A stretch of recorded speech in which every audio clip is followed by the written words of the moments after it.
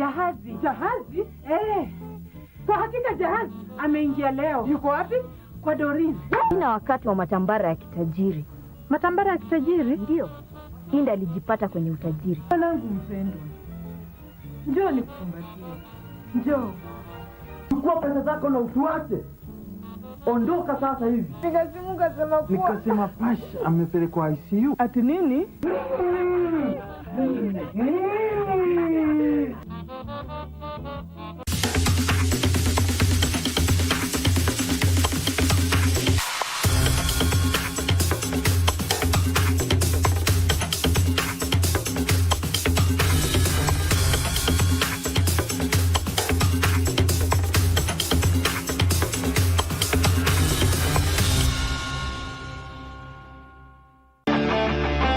The government of Kenya has launched an ambitious initiative aimed at elevating Nairobi's global standing as a premier investment destination.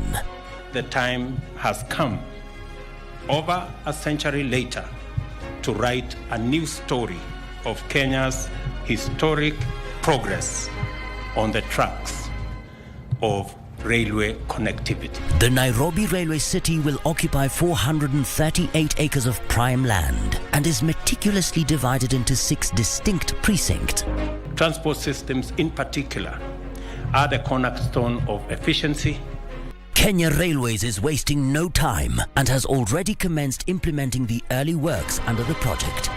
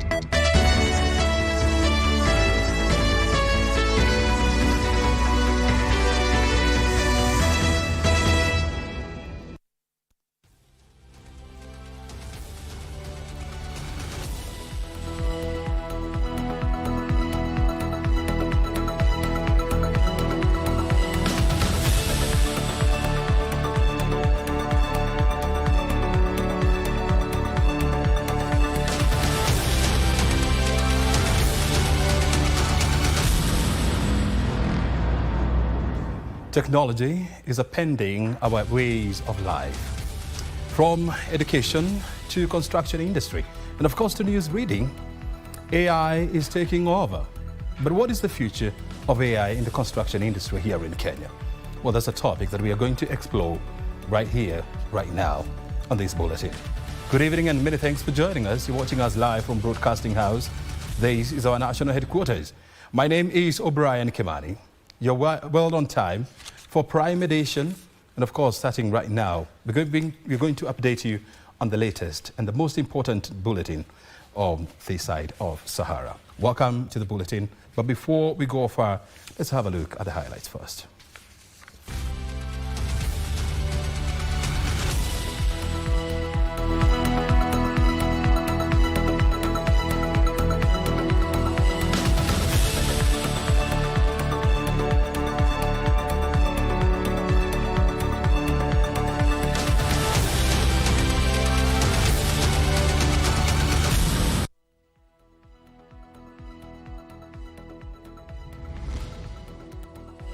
"12 days after going missing, lawyer cum blogger Diangwe Kenyage appears in court, with police alluding to self-abduction.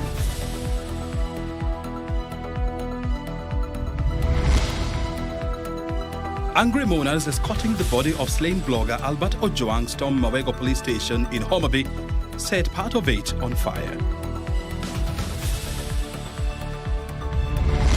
The cause of death was severe head injuries due to a single gunshot. The brain is quite quite disturbed, and the chances of survival are very, very, very minimal. Autopsy verdict. Face mask hawker Boniface Karaoke's chances of survival were minimal following a close-range gunshot to his head.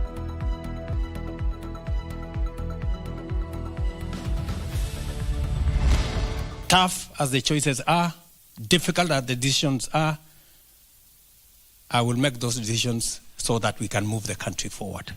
And I'm ready to make tough choices and decisions to move the country forward.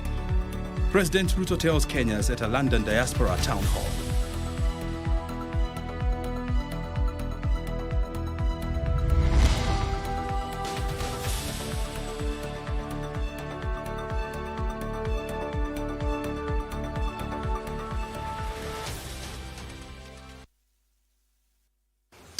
And of course, we're in the company of Anne Wangeshi on the side of a sign language interpreter. War chaos rocked Mawego Center in Homa Bay County as angry mourners escorting the body of slain teacher Albert Owino stormed Mawego police with his body and set a building on fire. The station was used to temporarily detain the late Ojwang before he was taken to Central Police Station in Nairobi, where he died. Attempt by his father to calm the irate youths proved futile as the standoff between them and police lasted for almost 3 hours. The arrival of the body of slain teacher Albert Ojwang in Mawego, Homa Bay County elicited emotions among residents who were waiting to pay their last respects. The atmosphere soon turned chaotic, and appeals for calm by Albert's father Mishek Ojwang bore no fruits. The irate youth seized the coffin and marched with it into Mawego Police Station. Things then got worse when the youth directed their anger at the police station and set one of the buildings here on fire. They left the police trying to salvage what they could from the inferno and managed to thwart attempts to set an adjacent building aflame. Homa Bay County Commander Lawrence Koilem condemned the arson while confirming that the police report office, one staff house and the OCS's office at the station had been torched during the protest.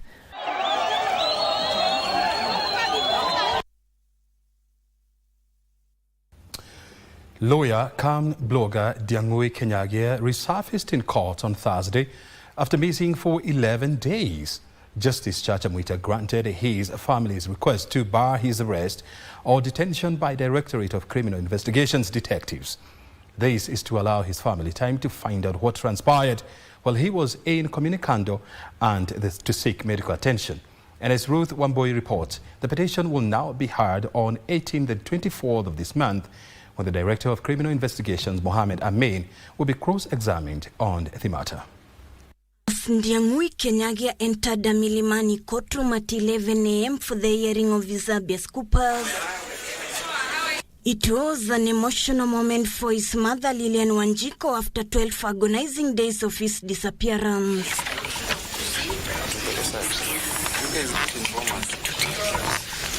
Moments later, DCI boss Mohamed Amin, who had been summoned to produce Kenyagia, arrived during the proceedings. My Lord, he wishes to be heard.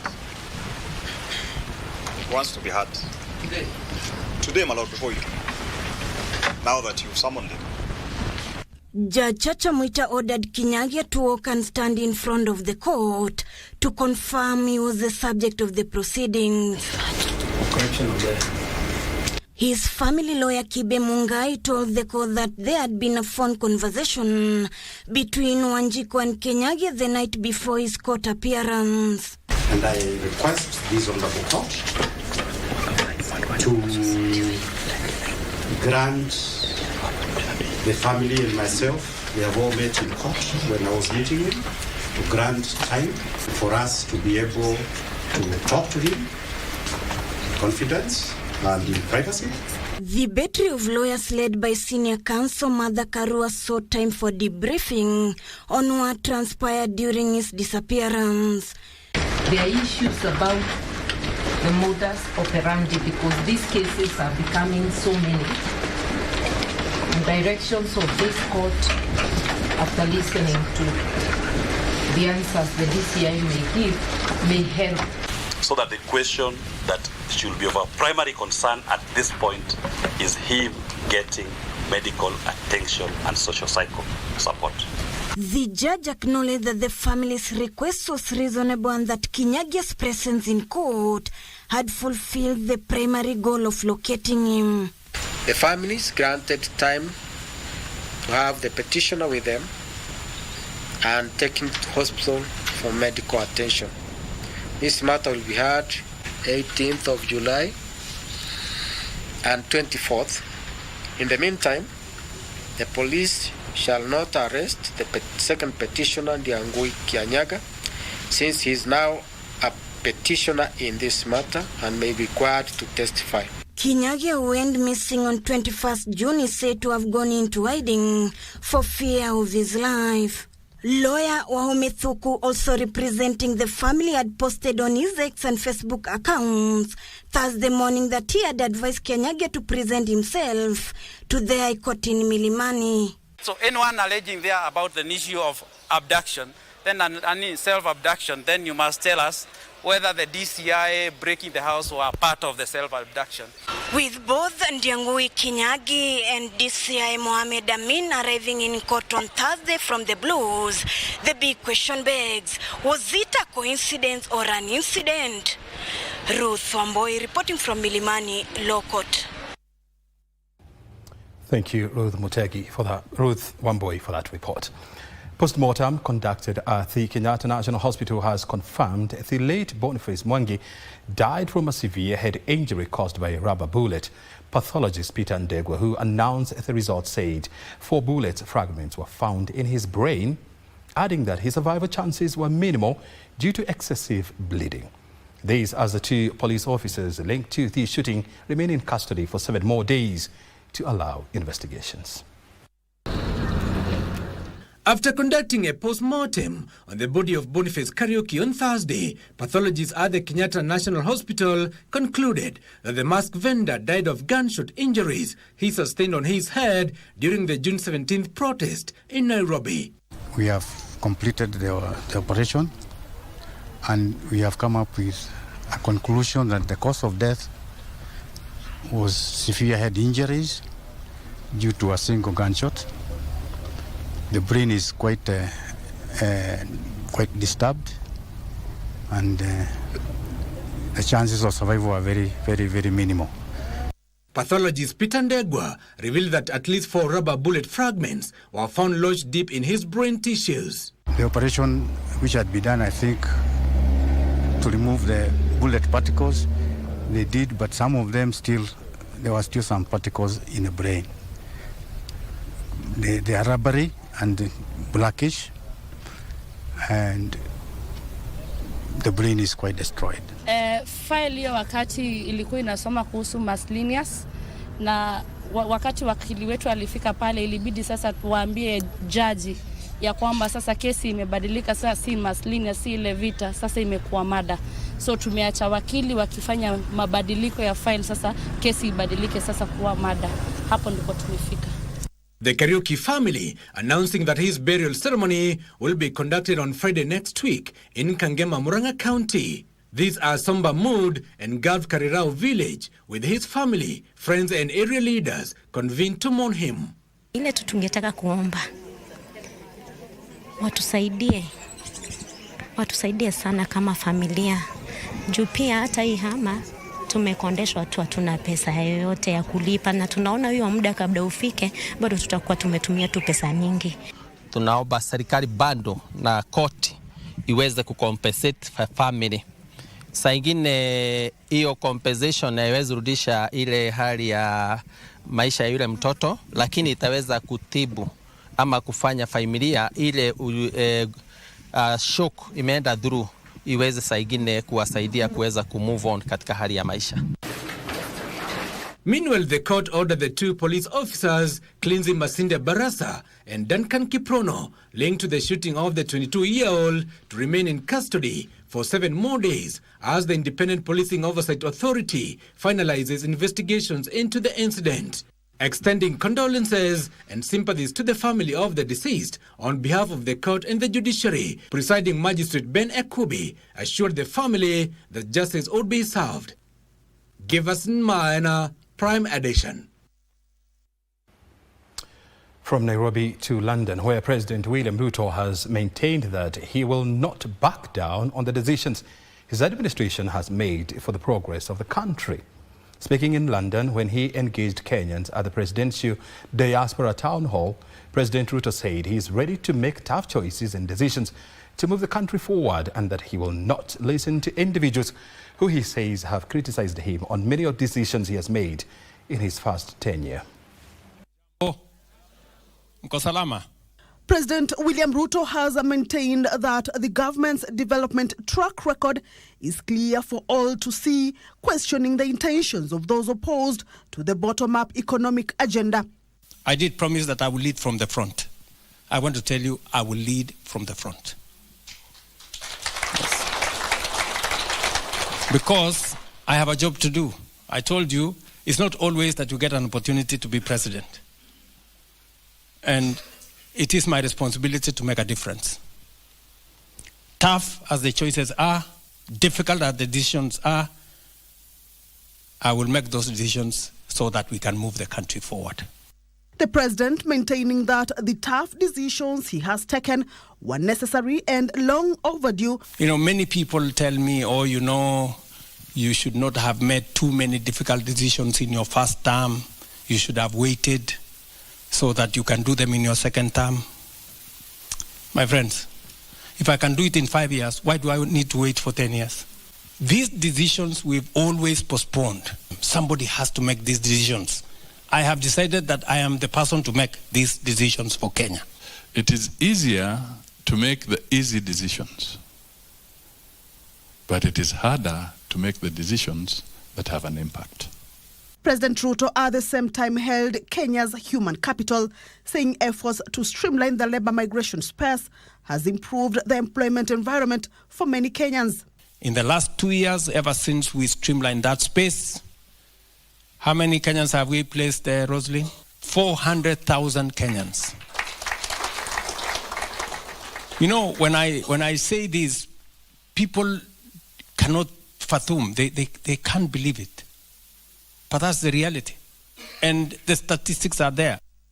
President Ruto also on Wednesday presided over the high-level launch of Kenya-UK Health Alliance, marking a landmark chapter in the evolving Kenya-UK Health Strategic Partnership.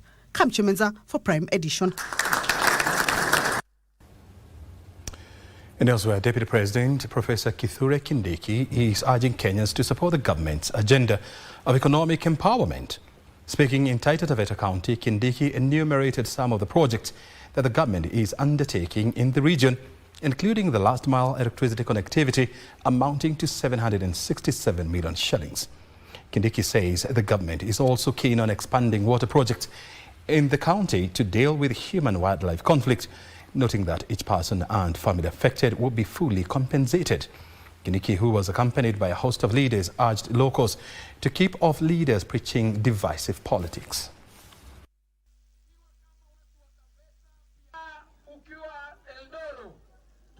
Tumeona wale wengine watu wa ukabila, watu wa kubagua watu, na tunawaambia wakati wenu katika uongozi umekwisha. Kenya imebadilika, wananchi wa Kenya wanataka kuishi kwa amani na kuishi kwa umoja. Siasa ya kuambia watu nyinyi si wengi, sisi ndio wengi, nyinyi hamuna shares, sisi ndio tuko na shares, sisi watu wa mlima, na wale ambao hamuna mlima mtakaa namna gani? Na ndio maana unaona wenzetu ambao wamekuwa wakipinga huu mpango wa economic empowerment ni sababu hawakuelewa agenda ambayo rais alituomba kura nayo. Watu wa Taveta, vita vyetu sisi, vile ninavyovijua mimi, ni kupigana na mambo ya mashamba, mambo ya umaskini, mambo ya maji, mambo ya njaa, mambo ya barabara, mambo ya afya bora. Maendeleo tunayaona, SHA inafanya kazi, mambo ya capitation kwa shule, mambo ya kuangalia wanafunzi wamekosa la kusema. And in Parliament, Information, Communication and Digital Economy Cabinet Secretary William Kabogo has defended the government's decision to shut down live TV broadcast of the June 25th Gen Z demo, saying it was important to protect children from watching the violence of the demos. Appearing before the National Assembly Committee on Delegated Legislation, CS Kabogo says that as long as demonstrators remain peaceful, the government will never switch off live broadcasting of protest. These as members of Parliament questioned the legality of the government's directive to bar live broadcasting of demos. So maybe just a quick highlight. Appearing before the National Assembly Committee on Delegated Legislation over the proposed Code of Conduct for Media Practice, Information, Communication and Digital Economy Cabinet Secretary William Kabogo defended the government's decision to ban live TV broadcast of last week's anti-government demos. You realize that it went on for a while. As long as it was peaceful, it was happening. But when the violence became too much, the committee responsible for advising. So please find space where you're not looking for it under watershed this or watershed that. Provide for circumstances in which live streaming can be stopped and when it cannot be stopped. On the issue of what we expose our children to, in terms of the level of violence, and if you ask me why we did not do it earlier, is because that level of violence was not there. But I do agree with the Honourable Oluoch that we need to be specific on certain things, on when and how we can switch off. The Cabinet Secretary also defended the Code of Conduct for Media Practice, saying the government aims to balance freedom and responsibility in the media sector. In the Code of Conduct proposed by the Ministry and currently before the National Assembly, journalists must identify themselves when gathering news and shall obtain documents, recordings or photographs only with the consent of the owner or subject. A regulation some MPs argue might curtail investigative journalism. Unless it's a matter of grave concern, a journalist is not allowed to record you without informing you. They come with a hidden recording device or camera and all that. Is it now the responsibility of the media house that ran the story, which was a comment made by someone? Are they now responsible for that person's utterances? The committee will now invite media stakeholders to review the Code of Conduct for Media Practice. Gishoke Washira, Prime Edition. It's coming to 20 minutes past 9 o'clock. And of course, you're watching the Prime Edition live from Broadcasting House. We're taking our first break, and thereafter we are coming back with more stories. Stay right here.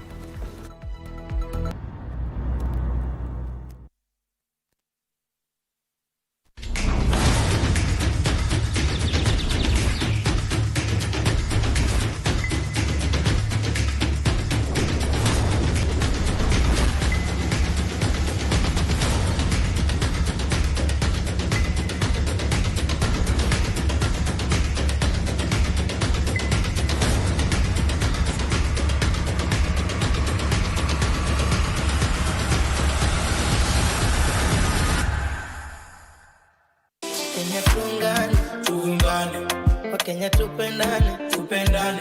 Wakenya power, power.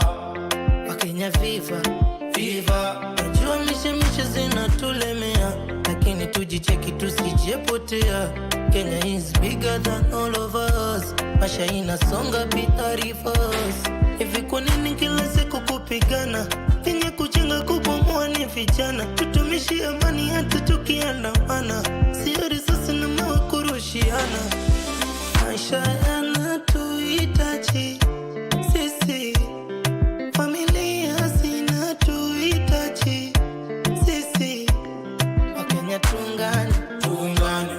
Wakenya tupendane, tupendane. Wakenya power, power. Wakenya viva, viva. Vijana tupendane.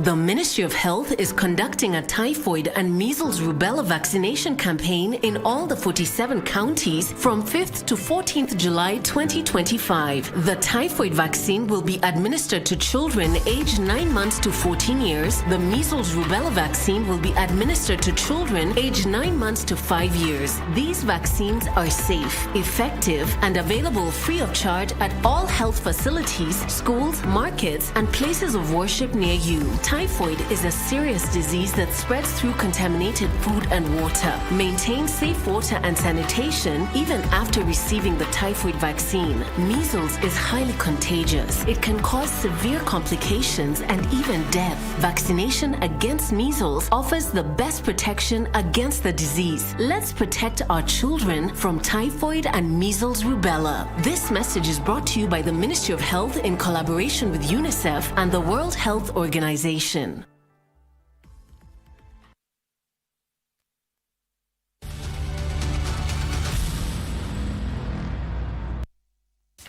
Welcome back to the Prime Edition. First Lady Rachel Ruto has called on legislators to allocate more funds to keep the school feeding program going in public primary schools across the country. Speaking during the launch of the milk distribution program at Kachachoroni Primary School in Ganze constituency, Kilifi County, the First Lady said the program not only aims to retain learners in school but also for nutritional value. On Thursday, the First Lady Rachel Ruto launched the milk distribution program at Kachachoroni Primary School in Kilifi County. Asanteni sana. The National School Milk Program, which is part of the Feed One End Hunger initiative, aims to boost children's nutrition and support the dairy industry by providing learners with a packet of milk twice a week for a year. Our mission at Feed One End Hunger is centered around empowering schools to cultivate and produce their own food sustainably, creating an independent relationship between education and nutrition. Milk is more than just nourishment. It is a symbol of care, a tool for retention in schools, and a catalyst for cognitive development. Through this program, we aim to enhance school attendance, alleviate malnutrition, and support local dairy farmers by establishing a sustainable market. Tuchiachie hii kazi ya kupatia watoto maziwa na chakula mama taifa peke yake. Wacha kila mtu tushikane, tujaribu kumsaidia. Na sana sana mheshimiwa wetu pale bungeni, oneni vile mnaweza support First Lady ndio hii programu yake iende national, iende shule zote. Also, the program seeks to empower public schools with tools and knowledge to grow their own food through kitchen gardens. Leaders present during the event lauded the initiative, lamenting how high poverty levels and hunger were affecting learners in the area, leading to poor grades and few students joining institutions of higher learning. Mimi nataka nikuhakikishie kwamba hizi programs ambazo umezianzisha, mimi nikiwa mbunge ndani ya serikali ya Kenya Kwanza, nitakuwa mstari wa mbele kuhakikisha kwamba ikifika wakati unataka push ya bunge letu kuhakikisha kwamba program kama hizi zinaendelea, sisi tuko pale bunge na tutaunga mkono programs kama hizi. Over 1,200 learners in the schools of Kachachoroni and Gandini are set to benefit from the project. Kasichana Masha, Prime Edition. Well, the Senate has summoned the Social Health Authority CEO, Mercy Mwangangi, following revelations that over 9 billion shillings owed to county government is yet to be settled, a delay now blamed for disrupting health services in the devolved units. Appearing before the Senate County Public Investment and Special Funds Committee, Makueni Governor Mutula Kilonzo Jr. said the verification committee is still auditing the bills, most of them legitimate.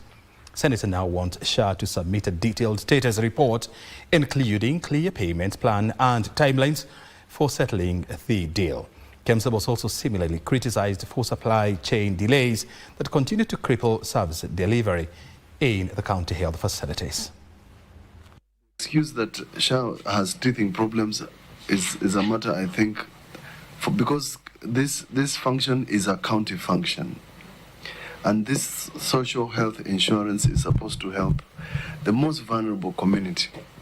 And they are the majority of Kenyans. I would urge the senators to consider this as a matter of national emergency for purposes of addressing, because it is causing a disaster. I have so many issues of patients calling me to ask me what they will do about it because they are in hospital, it has not covered, it has only given some little amount and they have no money. And again, they are also demanding that the patients pay for one full complete year on entry to every hospital. I mean, it is meant to help the poor, but it is not helping the poor. I mean, something must be done, otherwise people are suffering in counties. So invite the SHA CEO to just come to this Senate and tell us what is the status report. How much are they owing county hospitals? It's about 9 billion. Yes. Yeah. And what is their plan to pay that money within what timeline? Then we will also invite COG as an interested party. As you do.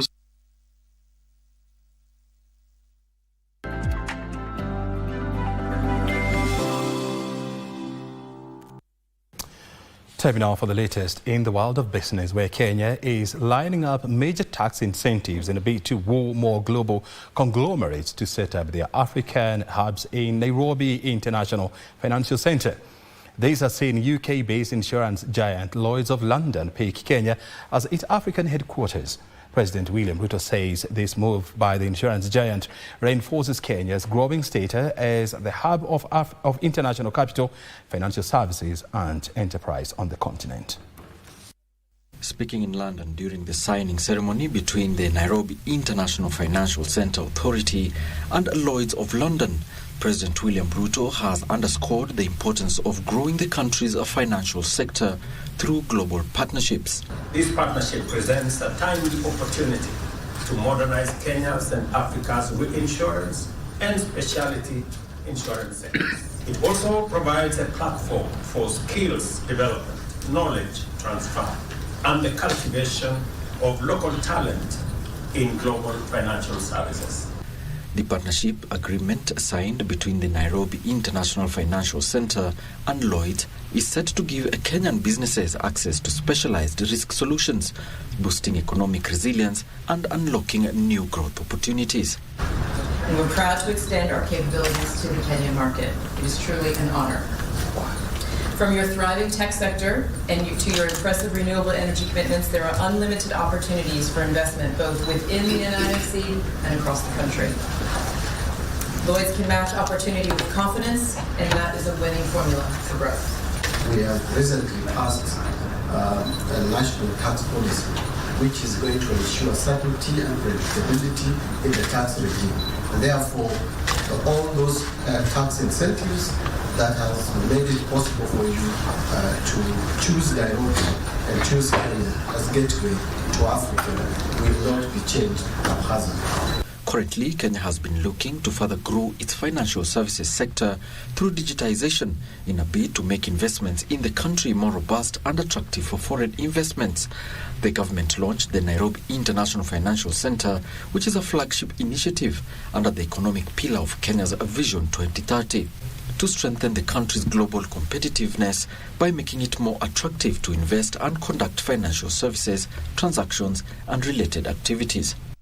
Alanako, Prime Edition. And the Food and Agriculture Organization is heightening fall armyworm surveillance in key food basket regions in preparation for the long-range harvest. FAO's country representative Tipo Nyabenyi says Kenya is partnering with the Chinese government to implement an integrated pest management system that will reduce the use of chemicals to contain the invasive pest. The government spent 1 billion shillings to combat a fall armyworm invasion in 2019 as the country grappled with one of the worst invasions in years. To heighten the surveillance and contain the pest on the current maize crop, Kenya and China have partnered to roll out an integrated pest management system. The system is part of the 258 million shillings armyworm control program that aims to contain the pests. It's not only affecting maize. It jumps to more than 80 other crops. So if maize is not there, when maize, which is a seasonal crop, once it is harvested, the worm will survive on other plots. Under the plan, there is a warning system that will allow farmers to report any invasion in real time. And so once we have made sure that we can surveil, undertake the surveillance, early warning and mapping where the patterns of fall armyworm, then we'll be able to prevent and also control. In measures aimed at reducing the use of chemicals to contain the pest, farmers will be trained on biological methods to combat the worm. Objective is to promote natural enemies for fall armyworm. And this is being done experimentally and also being taught to farmer field school for dissemination of information. Most of our farmers own a quarter, a half, and therefore they cannot produce maize on commercial basis.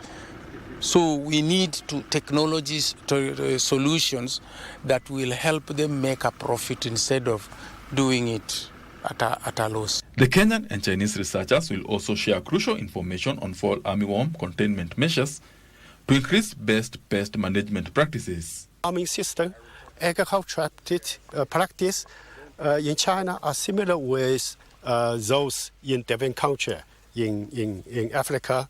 So it's their high potential and good benefits to strengthen the South population. The integrated pest management plan will be rolled out in Bungoma, Trans Nzoia and Embu counties. Benson Rioba reporting for Prime Edition. From agriculture to tourism, where Kenya is marketing underserved tourist attractions to boost tourism earnings, leveraging increased demand for wellness and nature activities. The Kenya Tourism Board has embarked on its Magical Trails series, this time featuring the slopes of Aberdare. Stakeholders deemed the Aberdare's Magical Trails as a new frontier in ecotourism, thrusting counties of Nyeri, Laikipia, Nyandarua, Kiambu and Murang'a family on the adventure map. Joining us live for more from Nyandarua County is Regina Manyara, who's of course going to give us more ideas on what's happening there and of course going to explain to us why Aberdares are becoming the new tourism attraction in Mount Kenya. Regina, it's nice to see you. Good evening. Thank you very much, O'Brien, and kindly excuse our mode of dressing tonight. As you can see, the temperatures here are ranging between 17 degrees Celsius and 16, and it's bound to get a little bit cold as we move into the night. Nonetheless, we are in the heart of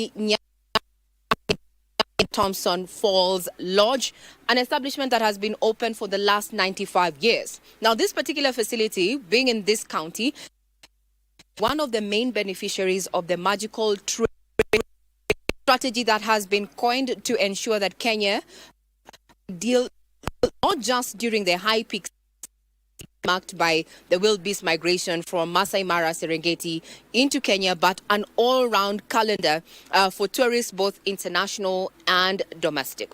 This is the third edition of the Bargetuny Mountain Run. We also had the Magharibi Trails just to try and open up these particular underserved sectors and draw business there. A view of what to expect in the Magical Trails is none other than Alan Njoroge, who is a company secretary, Kenya Tourism Board. What to expect from this particular trail, and why would one want to actually be here and not in Masai Mara, for example? Thank you so much. We are quite happy that you've joined us here today as we the Aberdare leg of our Magical Kenya. This is a deliberate effort by KTB to diversify our tourism offering, and we have identified adventure tourism as one of those things that Kenya to offer the world. Activate, we can invite both local and international tourists to come. So whilst our visitors to visit the Masai Mara, we are also both our domestic and international viewers that Kenya has so much more to offer, and this is one of those products. Why adventure? What has changed with the what the traveler right now wants? What is actually fueling this particular uptick? Yes, so of course our strategic focus on tourism is informed by global trends that we've seen in the travel sector. The post-COVID traveler wants to have an active vacation. They want immersive travel. They also want meaningful connections.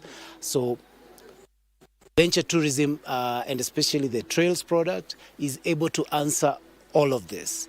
It is able to give the traveler who wants who's eco-conscious, opportunity of a low-impact travel into a destination such as ours. It is able to give a visitor who's into wellness an opportunity to be in pristine environments. It is able to offer somebody who wants an opportunity to give them physical challenges like what we are going to experience at Satima. And also somebody who's looking for meaningful engagements. They want out-of-vehicle experiences that probably Safari has not offered previously. They are able to local communities and guides and people like that, and that is what the modern tourist wants. The personal or the interactive tour experience from the trails from nature is those who are deemed fit are those who actually participate in this. So would you think that is inclusive or exclusive in manner of speech? No, of course, the trail product it has various ways to look at it. There is very active travel or adventure that, for example, in high altitude times, but we also have a more and less involving nature trails that are not, for example, going up a mountain. I can just be walking through very flat forest areas, and Kenya has a lot of those to offer, and this becomes a very inclusive that anybody can enjoy. So far, in counties to just come out in this particular underserved regions so far for this particular trail. Who have you been working with, and that experience being as we bring this to a close? Yeah, so you're right. Of course, KTB works very closely with product owners, and in this case, counties have become a key partner for us. Each of these legs of the adventure series, because we are able to work with them. First, identify the potential trail product in their counties, and every county has something that they can offer, and then we are working with them to map it out, to look into what infrastructural issues that need to be addressed, for example, signage and mapping and facilities. So for this particular one, we worked very closely with the county government of Nyandarua, as well as Nyeri, where we will be also trekking on day 2, that's on Saturday, and to work with each county that is traversed by at the end of the day, is so that the end effect is that the local communities benefit and are enriched by the tourism income that will come from Right. Very well said. As you've heard, O'Brien, as early as tomorrow, 5 a.m., those who have come to bear witness to the Aberdare magical trails that is happening for the next 3 or 4 days, depending on, how you see it, are going to be heading for a trek and a hike. And the ultimate goal of this particular trail series is going to be getting to the very top of the crown jewel. I'm talking about Oldonyo Lesaima.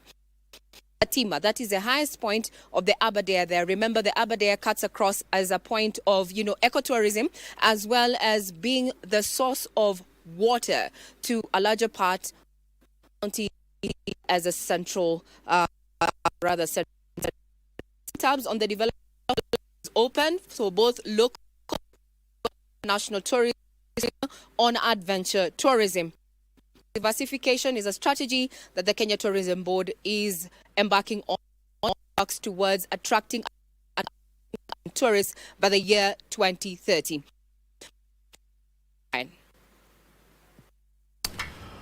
Well, thank you very much indeed, Regina Manyara. And of course, she's coming to us from one of the highest towns in Kenya. This is the town of Nyahururu, and that's why the signal reception there is not one of the best, because you can imagine this town has an elevation of about 2,360 meters above sea level. That's very, very high. Well, she'll be giving us more information about what's happening in the Mount Kenya tourism circuit.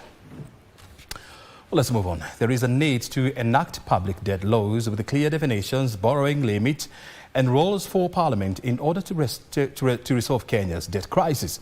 The Institute of Public Finance says this will allow the government to close loopholes by scrutinizing public-private partnerships, state corporation borrowing, and hidden liabilities like government guarantees and pending bills.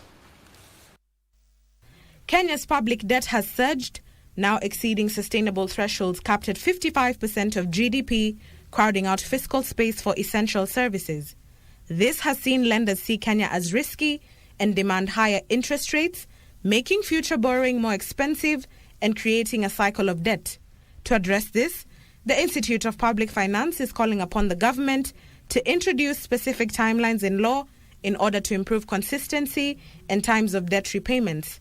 The pressure that is there and the need for government to raise more resources is what is necessitating this call for debt restructuring, because if government does not come up with better mechanisms of mobilizing domestic resources other than increasing taxes for citizens who are already feeling overburdened by taxes.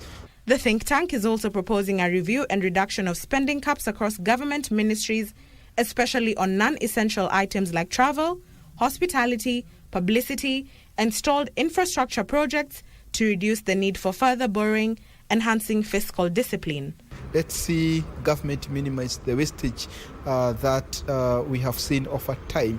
And I think this conversation is coming at the right time when we have seen what it means when government borrows, or when the borrowing that we have does not necessarily give us the expected returns. As I think around introducing a minimum tax, look at these things, the tax base that you want to introduce, how you're defining it, the tax rate, as well as the kind of exemptions that you can give. Ndota Mokami for Prime Edition.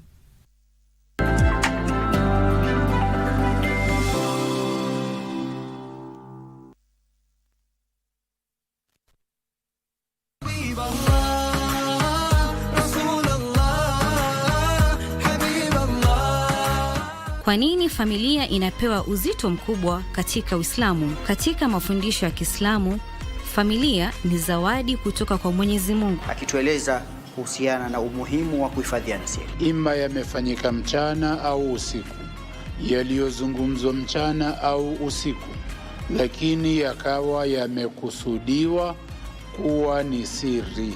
Mwenyezi Mungu Subhanahu wa Ta'ala aweze kwenda kutuhifadhia mambo yetu na kwenda kuyanyoosha katika maisha yetu inshallah. Are you a talented artist, or are you passionate about a topic you want to discuss? But money can be very hard to find for an upcoming artist. Don't worry, Studio Mashinani has got your back. Sign up on ajira.co.ke to book a session with our music and video producers across the country. Work on your music, jingles, spoken words, and even podcasts to realize your dream. All for free. Studio Mashinani, Radani Talent.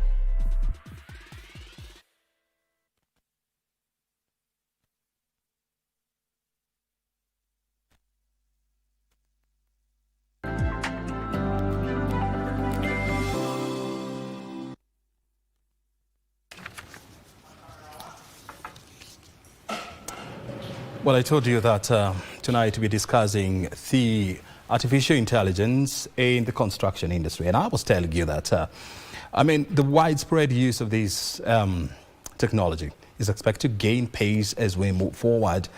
And according to a report by McKinsey & Company, they're estimating that this industry is going to generate revenue of more than $200 billion by the year 2030. Those are significant numbers. And you know what? This technology is not new. I mean, it has been around for the last 20 years. And that's why, you know, when you talk to professionals in this field, this is not new. I mean, computer-aided designs, I mean, that is part of technology. And of course, robotics as well as machine learning. These are the issues that are taking shape in this critical industry. And so tonight, we just want to have a look at what is the role of AI in driving the construction industry. Guess who is joining us tonight? We have two people. We have a quantity surveyor. This is Charles Kioko. He's a quantity surveyor and a member of the Board of Registration of Architects and Quantity Surveyors. He's on my extreme left. I got it? Yes, it is. Yes, thank you very much indeed. And welcome to the show tonight. Thank you. And of course, the man in the middle is Joel Oyuga. He's an architect and also a member of the Board of Registration of Architects and Quantity Surveyors. He's also joining us tonight. Thank you. I want to start with Joel. Yes, I mean, as an architect, yes, sir. Where is the meetup of artificial intelligence and the architectural world? Thank you, sir. I'll start by saying that artificial intelligence is the ability of machines to replicate human intelligence. Mm-hmm. And because of that, you'll find that we get a nexus between architecture and artificial intelligence, and find that the technologies associated with the architecture, as you mentioned, like computer-aided design. Right now, we are on building information modeling. Mm-hmm. You find that these tools help in automating the architectural part in the construction industry. Now, AI comes in to accelerate it. And how does it come in? We have three main aspects in architectural work. The first one is the overall master planning. Mm-hmm. So you'll find that there are tools in AI, the likes of test fit, that can help you do a master plan as long as the codes have been given clearly, okay? In terms of design, we find that we have tools that help us in doing our designs, scheme designs. In terms of renders, tools like Reroom help you to do that. And find that there are tools like Arc Design that help you now to do the actual scheme design. Mm-hmm. Once these tools have learned through what we call the LLM, the large language models, they have learned how you do things. They are able, as long as you give it space, they are able to organize that space for you to in a way that it conforms to most of your designs. Mm-hmm. Thank you. And I mean, why are people feeling like, artificial intelligence is a new concept, yet it has been around for quite a long time? What I can say is technology, because that's my specialty. There's always what I will call a hype and a lull, mm-hmm, with the various forms of technologies. Okay, mm-hmm. So you'll find that artificial intelligence for the last 3-4 years has had a hype. Remember, there was a time that we always talked about Internet of Things. Mm-hmm. It also had its own time. So you'll find there's surely this hype. The difference between artificial intelligence and these other ones is the pragmatic and the practical approach of integrating it to our various technologies. Mm-hmm. The beauty about it, it's so diverse, and whoever wants to interact with it in whatever level, in whatever facet, be it a client, be it a designer, be it a quantity surveyor, you're able to get somewhere to fit yourself in. Mm-hmm. That's the beauty about AI. That diversity plus its hype has made us feel like it's something new, but has been there with us for a very long time. Mm-hmm. But maybe you can say that it was there in a very muted way. Mm-hmm. Thank you. As a quantity surveyor, QS Kioko, where is the convergence of AI, machine learning, robotics in the world of quantity surveying? Thank you, Brian. The convergence comes in when the client initiates a project. So my fellow colleague mentioned issues to do with design.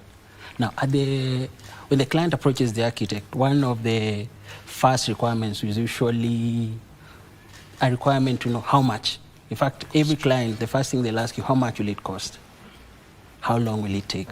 Now, AI comes in such that the moment he develops a scheme design using AI, there are AI tools to give ballpark figures, high-level estimates, and then as the design develops, as he has mentioned, if you're using the same platform, for example, a BIM platform, I'm able to see any changes he's making to the drawings, updating the estimates almost on a real-time basis. So the client, if the client is plugged into the platform, because it's just like a cloud-based platform, they're able to see this is where the project is moving. The suggestion I had probably for these expensive floor tiles has pushed the budget beyond. So we keep updating. Now, the good thing with AI is it breaks down the barriers. Before, we used to have this siloed approach to doing activities. We used to have an architectural silo, a structural silo. Now, it brings us back to the sort of the same space digitally. So we're able to provide what the client needs in real time at a reduced cost and very fast, accurately, also efficiently, if I may add. What percentage of quantity surveying, for example, in your day-to-day operations, is AI involved in? From personal experience, I normally use an AI-powered takeoff software. Takeoff software is a software that allows you to get quantities within a very short period of time. So, for example, if Architect Oyuga shared plans of, let's say, a 3 or 4 story building, I'm able to give him estimates for the floor finish, and if the client requires estimates of, say, tiles, within an hour. Before the advent of AI and machine learning, that was a task that would take 1 or 2 days, because you'd need the blueprints. Then we moved to digital, but you still need to customize the software in such a way that you were able to get all those quantities. But now, with AI, I'm able to give that information within even an hour. Because and it used to be done by a human being? It used to be done by a human being, so it has cut down on the number of people, the number of professionals. So there are job losses? I have a different take on that. I would what is your take? My take is it's a tool. In fact, there are references of AI being the new electricity. So what with the same way electricity was able to revolutionize agriculture, industrial activities, AI has come to, it's a disruptor, but it does not come to replace us. We'll be more of decision makers, high-level decision makers. Of course, it will reduce the number of employees in an office, but it frees up even the fellows in the office to do other value-added, to provide other value-added services. Because now, if takeoff, which is the mainstay of quantity surveying, the same way design, if you can use an app to design, to give even, you've seen some of the apps that are able to change the way your room looks, interior design. If that can happen. But now the intervention, the human intervention is what helps now steer it to the right direction. Electricity is good. If mismanaged, it can be dangerous. So I want you to help us understand this. I mean, before you embraced machine learning, robotics, and artificial intelligence in your day-to-day operations, for you to develop a bill of quantities, for a 4-storied building, how many people were involved? Anywhere, depending, because delivery is usually also based on how urgent the project is. So if, for example, the architect has just released the detailed drawings, the latest revision with all the client's requirements, it used to take anywhere between 3 to 6 employees on a full-time basis. 3 to 6 employees on a full-time within a week. basis. Within a week. Yes. Now, with AI, with some of the softwares that are AI enabled, what happens is that can be done within a day. Within a day. Within by hours. how many people? 1 person. By 1 person. What happens to the other 5? Yeah. What happens to the other 5? Now, quantity surveying is not just preparing bills of quantities. There are site visits, there's client advice, there's costs, planning and cost control. So they are deployed elsewhere? They are deployed to now manage what AI cannot do. Architect, I know you're also a lecturer. Yes, and a technologist at Technical University of Kenya. Yes. When you're interacting with the young people who are taking up these technical courses, yes.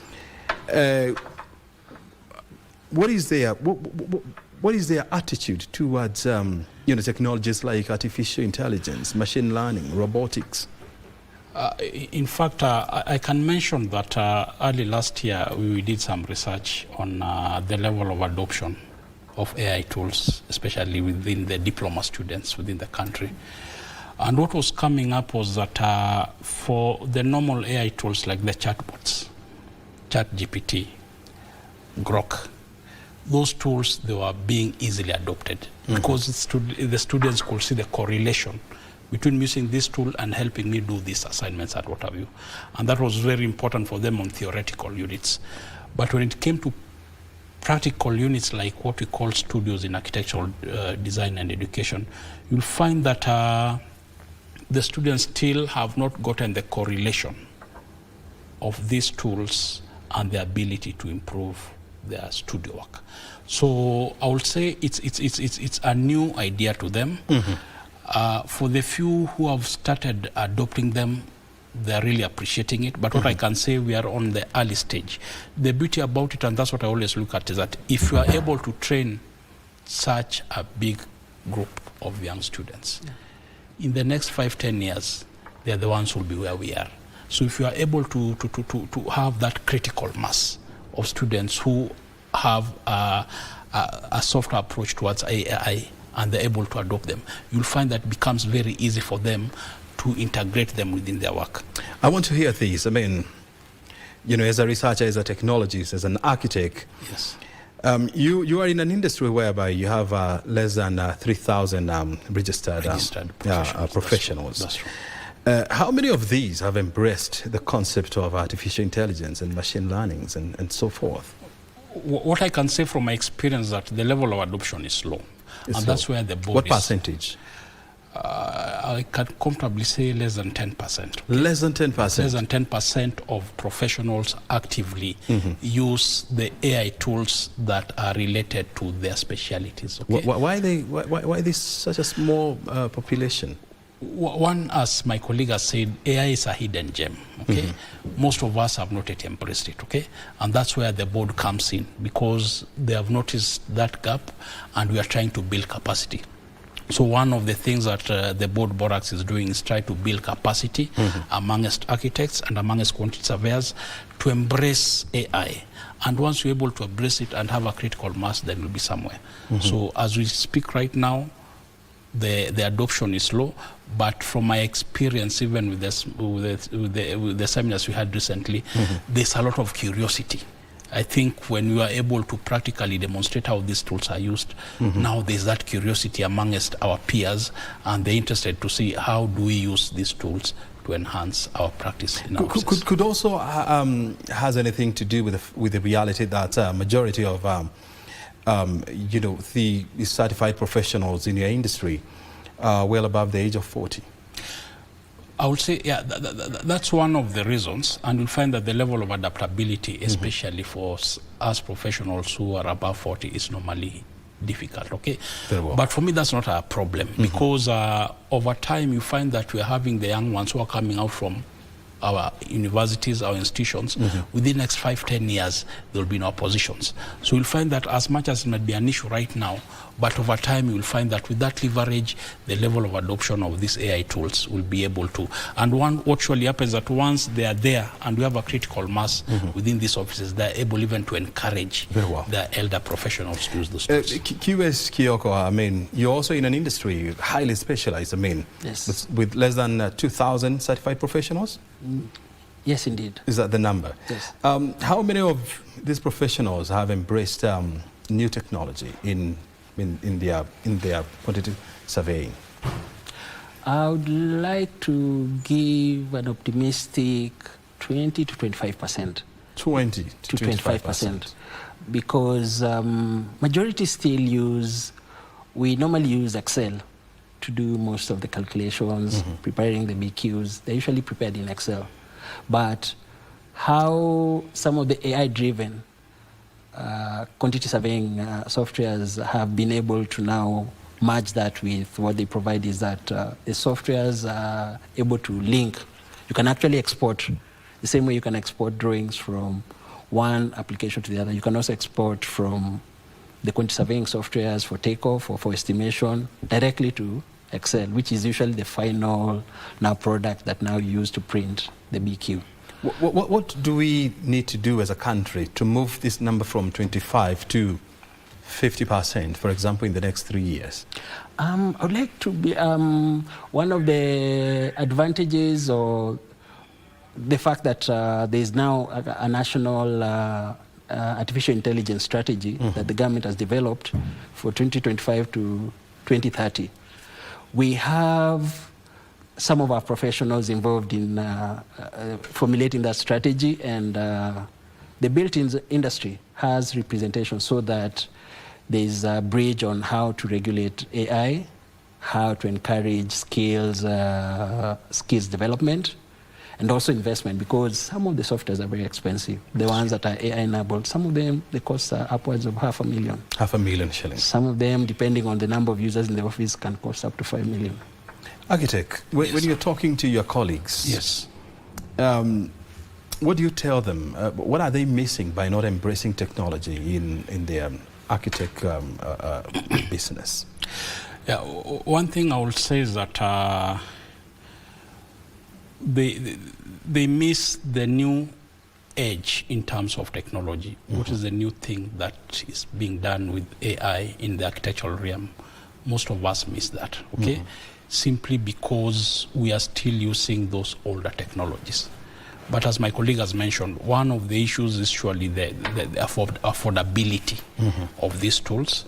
And then we are in an environment where the clients, there's a threshold. There are some clients who will not be comfortable in carrying costs that at times they feel are unnecessary. Okay, but for me, I'm an optimist. The deliberate efforts that the board has taken to start building capacity, I think within 3-4 years we should be able to see changes. Okay, it's a multi-pronged approach. While we are trying to push the professionals to embrace it, we're also doing it with the students. So for me, within the next 3-4 years, we should be able to see some changes in terms of adoption. In of 30 seconds,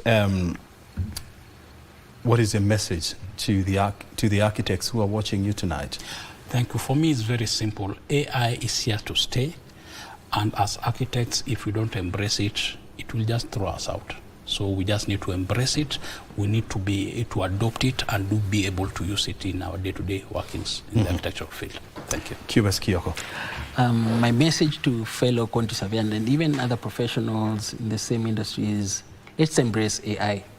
AI is able to help you maximize value to the client, and it helps us move beyond the thresholds of just design and build to helping the client even plan beyond the built facility. How are they maintaining the building? Are the costs very high once we leave the project? So if you're able to create value across from inception all the way to the entire project cycle, I think the ultimate winners will be the client and the users, if the client is not the primary user of the building, if they're investors. And eventually we get to win because we get more business because of that. Very good. Gentlemen, thank you very much indeed for joining us tonight, and of course for sharing with us those critical insights. Thank you. We'll continue engaging you.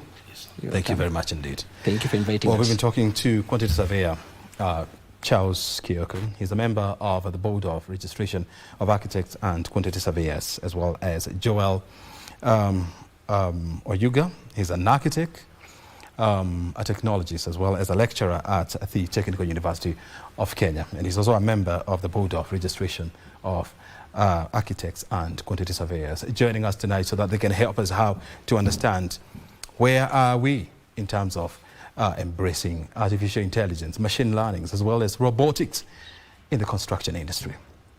You're watching The Prime Edition with me, O'Brien Kimani. We are taking a short break, and thereafter we are coming back with more stories.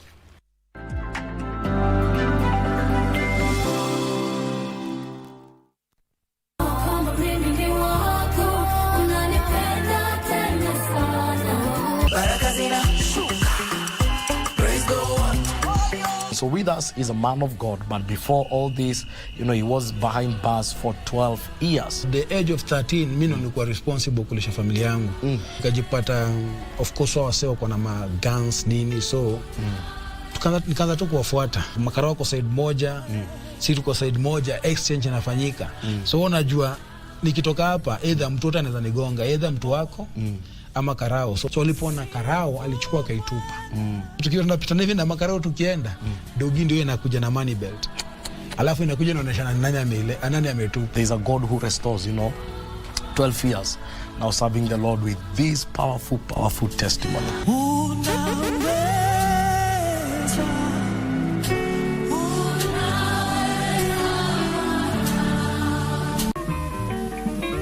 Sinaiga mfano wake. Ruka basi. Nipe mabao. Nani? Za kuniambia kutoka jana asubuhi mpaka saa hizi tumetumia shilingi 1800.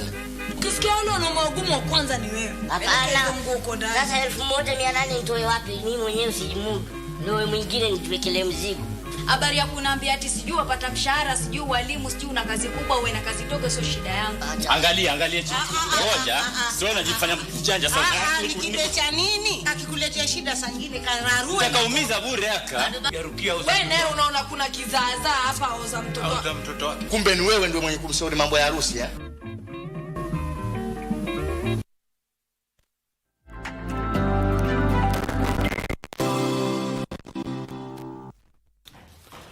Well, there is an urgent need for a radical shift in how Kenya prepares its workforce.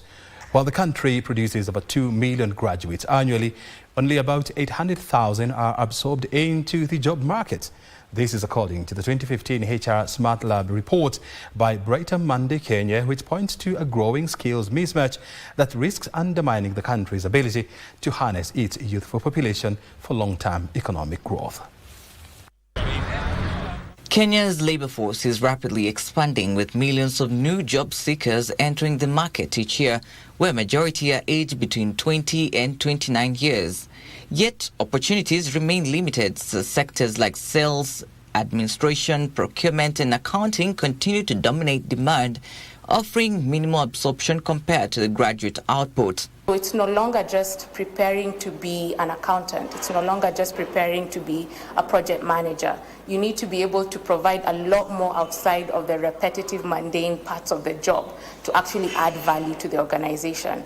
The pace at which technology is taking over a lot of the roles that we traditionally know of is so fast that the education system, whether that's university or whatever we're churning out through colleges, etc., is not preparing future-ready employees. Workforce development partners warn that without urgent investment in upskilling, more jobs are at risk of becoming obsolete as new roles emerge in areas like cybersecurity and generative AI. Gen AI is not going anywhere. It's here. We already can see the impact of it. And so overall, the key thing is, what are the steps you're going to take to kind of bridge that gap? And a big part of it, of course, is private sector. So employers have so many open jobs, so many unemployed youth, and there's no link. We are not marrying, and it's because the gaps are just consistently, the pace is so fast that it's almost impossible for the education system to adjust that quickly. The current education system has a huge gap, whereby it's churning out good labor force, but it's not skilled. So how do you ensure that there is that connection between private sector and the education system? A focus on human-centric skills combined with digital literacy and technical know-how, they say, will be essential in preparing graduates for future-proof careers. Trevor Ngendo for Prime Edition. The International Monetary Fund has completed a 2-week governance diagnostic mission in Kenya, with the final report expected by December this year. The exercise, which was done under the invitation of the Kenyan government, seeks to identify governance weaknesses and corruption in a bid to deal with the vices. The International Monetary Fund has flagged persistent governance and corruption challenges hindering Kenya's socio-economic development. According to the Washington-based lender, corruption remains widespread, with Kenya ranking 31 out of 100 countries in the 2023 Corruption Perceptions Index. The assessment was carried out under a 2018 framework for enhanced engagement on governance, which was agreed by both Kenya and the Bretton Woods Agency. It focuses on evaluating the effectiveness of Kenya's legal and institutional frameworks in addressing corruption risks across core state functions. The findings from the visit will inform a draft report to be shared with the Kenyan government later this year. During its 2 weeks mission to Kenya, the team led by Rebecca Sparkman engaged with various state agencies like Kenya Central Bank, oversight agencies, members of the National Assembly, and non-government stakeholders like the private sector. The team retreats to Washington, where they are expected to write an exit report on the findings and possible remedial measures. And coffee farmers from Kericho, Bomet and Nandi counties are opposing government's directive to pay them directly through the direct settlement system, saying the move will cripple their cooperative societies, which are vital for their financial well-being. The government introduced the direct settlement system in August 2023 to promote transparency in payments to coffee growers. However, the directive is facing pushback from a section of cooperative unions. This cooperative movement is critical in the coffee value chain, providing crucial support, including facilitating fertilizer loans, settling medical bills, and covering school fees for members, with deductions made from their coffee payments. Society wamekuwa wakiamini wakulima wao kuwa hao wanadeliver kawa kwa society, so wanapeana pesa, wanasaidia wakulima.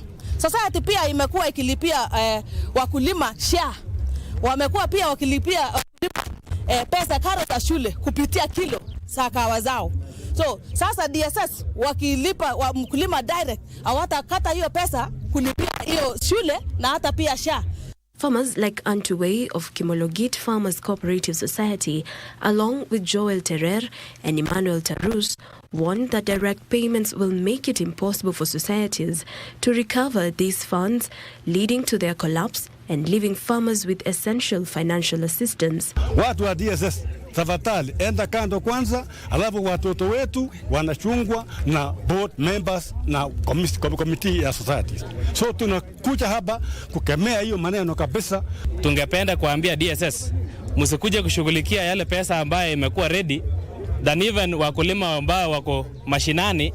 Mungekuja kusaidia wakulima kwanza, wakuwe na kahawa, tukuwe na estates, tupate mbegu mingi, kahawa ikuwe mingi, kuliko kuja kushughulikia ile kahawa ya kilo 5 na pesa ya kilo 5.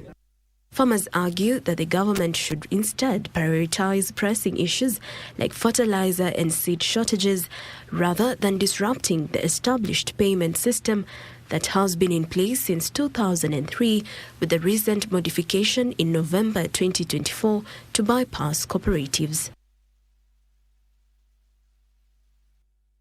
And the Kenya Bankers Association has entered into a partnership with the Credit Reference Bureau Metropole to boost collection of gender disaggregated data. The initiative targets women-led micro, small and medium enterprises, among to close gaps that hinder women access to finance and promote broader financial inclusion. The two institutions noted that many women-led businesses operate in the informal sector and face barriers such as limited access to information, technology and financial muscle. The data generated from this collaboration will guide the development of financial service tailored to empower women economically.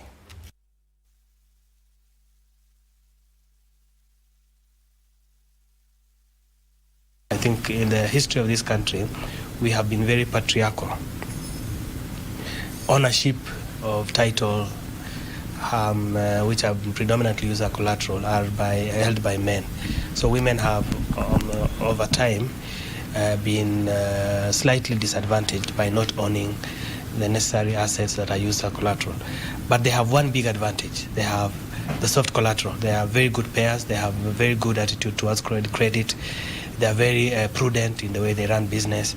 So our partnership will support the financial sector to then see the opportunities in the sectors where women are running the businesses, what they're doing different, and develop products that are unique to the needs of the women-led enterprises. So we want to use the data to be able to ensure that we can support the small micro businesses better. And in this particular arrangement, we wanted to be able to look at the gender and the youth. So we have our women-led businesses and then also youth-led businesses, which we really need to be able to have a keen eye on it to be able to ensure that we can push it further. And that will be able to enable us create more employment and be able to have our economy vibrant. Well, I mean, we've been talking about business and, of course, other related stories. Time now for us to shift our focus now and have a look at what's happening in the world of sports. And guess who is joining us?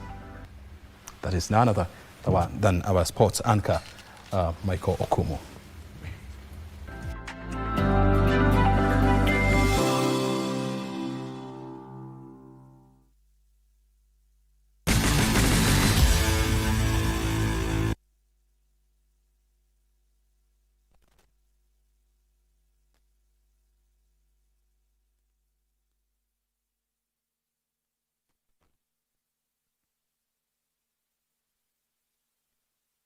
Wiki hii kwenye mkulima tutamfuga ng'ombe wa maziwa.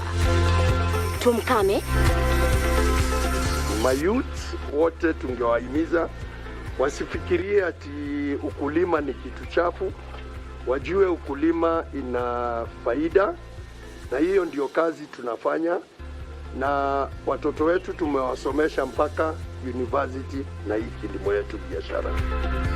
Tazama Mkulima Jumamosi hii saa 10:30 hapa KBC. Tukupe uhondo kamili.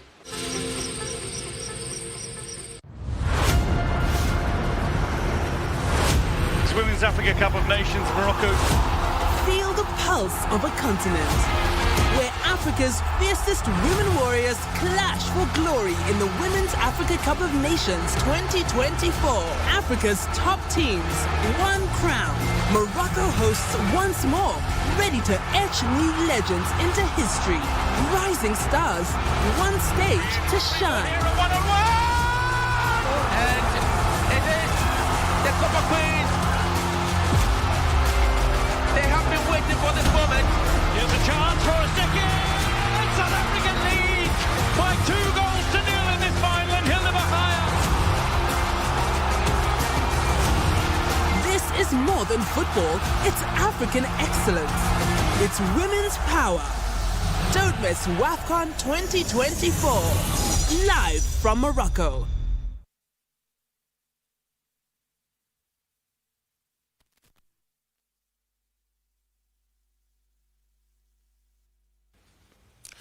And thank you so much for staying with us. It is time for the latest from the sports world with me, Bernard Okumu. And let's begin with soccer, where Harambee Stars will take part in a CECAFA Four Nations Cup slated from the 24th to 27th of this month at Karatu Stadium, Tanzania. The tournament will be used by Kenya, Uganda, Tanzania, and Sudan to prepare for the upcoming African Nations Championship CHAN, which will be co-hosted by the three East African countries next month.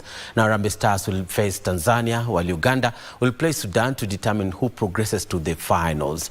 Meanwhile, Harambee Stars head coach Benny McCarthy has named his 30-man provisional squad for the upcoming 2024 African Nations Championship, with the squad drawn from the FKF Premier League clubs. Spearheading the attack are the league's top scorers: Moses Shuma of Kakamega Homeboys, Emmanuel Osoro of FC Talanta, Ryan Ogam of Tusker, with Kenya Police FC's Mohamed Bajaber expected to bring his creative edge to the squad, while Sofapakas Edward Omondi is also in the lineup. Midfielder Keith Mbali of Shabana will be featuring for the Kenya national soccer team for the first time, alongside the Ulinzi Stars duo of Yakin Muteheli and Stafford Odhiambo. Farouk Shikalo of Bandari will man the posts with Sebastian Wekesa of Kariobangi Sharks and Brian Opondo of Tusker FC. Now, the others include Mainzur Suleiman of KCB, Alfonso Mija of Gor Mahia, and Lewis Bandi of FC Leopards. The team is scheduled to go to camp next week on Thursday and will kick off their campaign against against the Democratic Republic of Congo on the 3rd of August at the Kasarani Stadium before taking on Angola, Morocco and Zambia in Group A matches.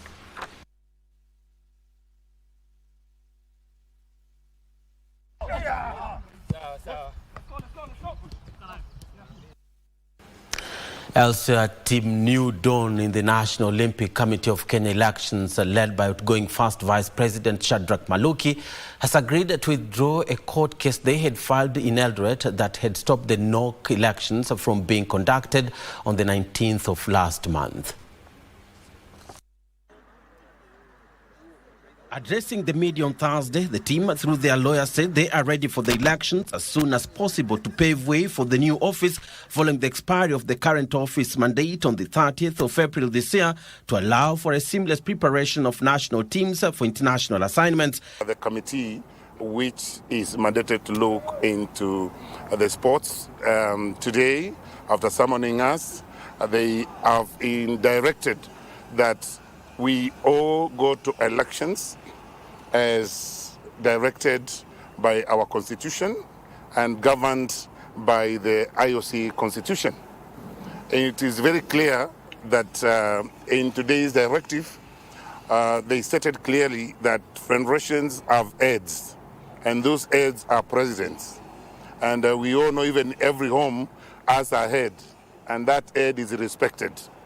Because failure to follow that hierarchy, it means that the governance issues becomes questionable. The group has, however, called on IEBC to ensure all the 25 federations are given their democratic right, which guarantees a level playing ground. The Kenya Table Tennis Association had filed a petition at an Eldoret High Court seeking to overturn a ruling that had declared them illegal in office and barred from the 19th June election.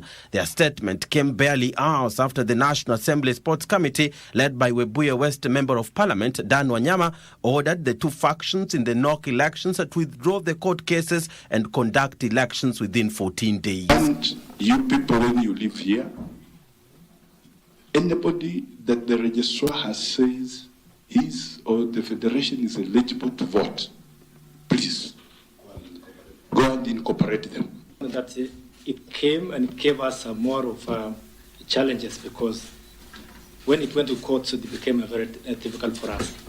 The only thing that I want maybe to say is that, and we are very clear, that our constitution reflects the same. The Sports Committee had summoned the NOC National Executive Committee to appear before them to deliberate on the elections, which have aborted twice. 29 delegates form the NOC-affiliated federations and are set to vote in new officials, with Shadrack Maluki facing off with the outgoing Secretary General Francis Mutuku for the presidential position, in a bid to succeed Dr. Paul Tergat, who has served for a maximum of 2 terms.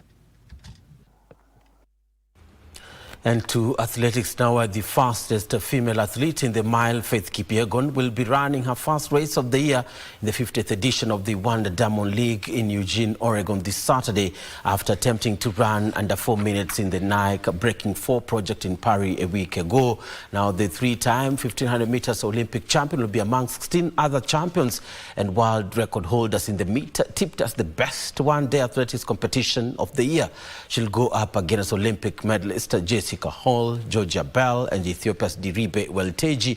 Now, the world 10,000 meters record holder Beatrice Chebet, who has had a fantastic season with the second fastest times in the 3,000 meters and 5,000 meters, will face off with Ethiopia's Gudaf Segai, who will double in the 2 races. The women's 3,000 meters steeplechase race is expected to be another thriller, featuring the top 5 in the Olympic Games, led by the champion Winfred Yavi of the Bahrain, her rival from Kenya, Faith Cherotich, who has outstood her this year, with Peruth Chemtai, Alice Fino and Sembo Almawi in the lineup too. The world 800 meters champion Mary Mora will attempt to revive her winning ways against world leader Sigia Duguma, among others, in the 800 meters women's race.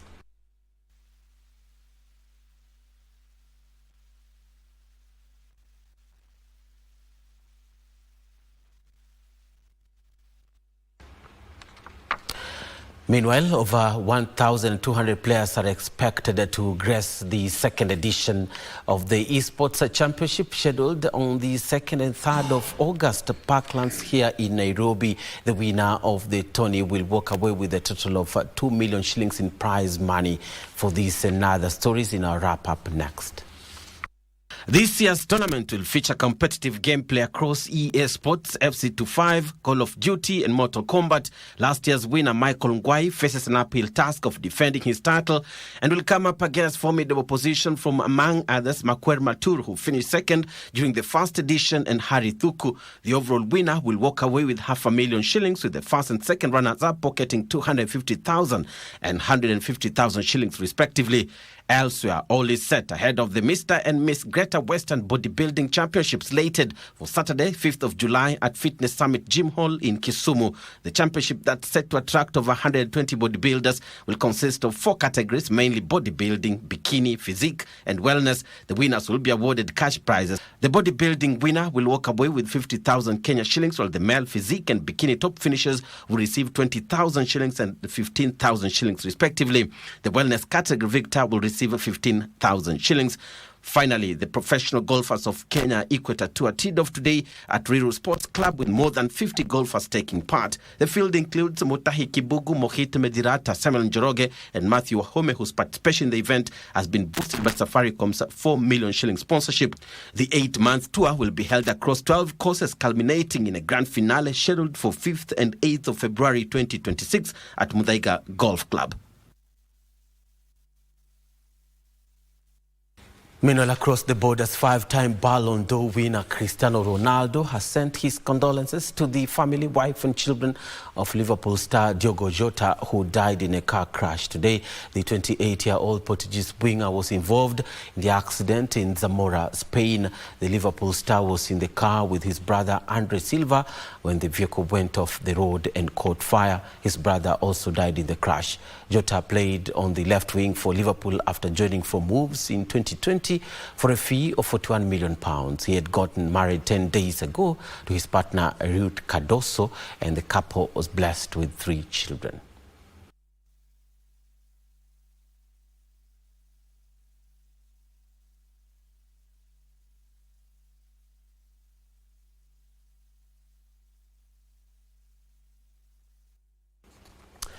And condolences to the loss in football family. Meanwhile, also in Africa, a dark cloud hangs in Nigeria following the death of Peter Rufai, one of the outstanding and famous goalkeepers to ever grace the sticks in the world. That's how we end it. Thank you so much for watching. I'm Bernard Okumu. Let's do this again tomorrow. Back to Obran Kimani to bring a cap on today's bulletin. Well, thank you very much indeed, Bernard Okumu. I called you Michael. I don't know why I called you Michael, but I know you're Bernard Okumu. We needed to touch base after the bulletin, of course. Well, thank you for that. My name is O'Brien Kimani. Thank you very much indeed for being part of this bulletin. On behalf of the camera people, the producers, and the directors, thank you for your time. Have a good night. Bye for now.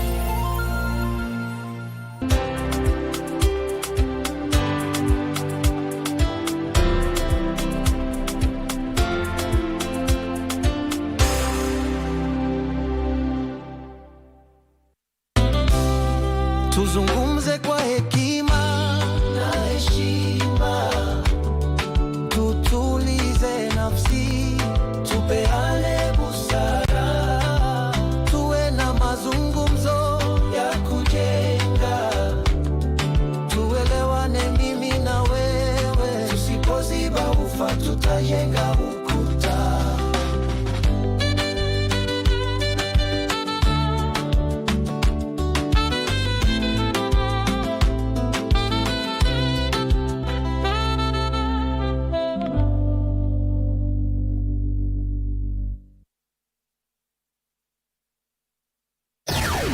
Live from Broadcasting House, Nairobi, Kenya.